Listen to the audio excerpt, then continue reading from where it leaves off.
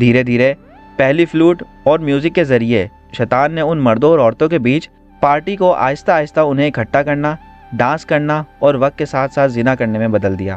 دھیان رکھیں کہ ابھی تک ان لوگوں نے شرک نہیں کیا تھا، لیکن دھیرے دھیرے ابلیس انسانوں کو اپنی چالاکیوں اور ٹرکس کے ذریعے دوسرے اور تیسرے اور چوتھے لیول پر لے گیا، اور اسی وجہ سے قرآن میں کہا گیا ہے، اور یہ لوگ جو ایمان والے ہیں شیطان کے پیچھے مت چلو۔ جو لوگ شیطان کے قدموں کے پیچھے چلتے ہیں اصل میں وہ انہیں بےہودگی اور غلط کام سکھاتا ہے، اور اللہ کا فضل اور اس کی رحمت تم پر نہیں ہوتی۔ تم میں سے کوئی بھی کبھی پاک نہیں ہوتا مگر اللہ اسے پاک کرتا ہے جس کو وہ چاہتا ہے، اور اللہ سب سنتا ہے اور سب جانتا ہے۔ شیطان بہت تیز ہے، وہ جانتا ہے کہ انسانی دماغ کیسے کام کرتا ہے۔ اس نے سوچا کہ وہ شرک ابھی نہیں کر سکتا کیونکہ ابھی بہت جلدی ہے، یہ لوگ نئے ہیں اور اس کی چالاکیوں کو سمجھ لیں گے۔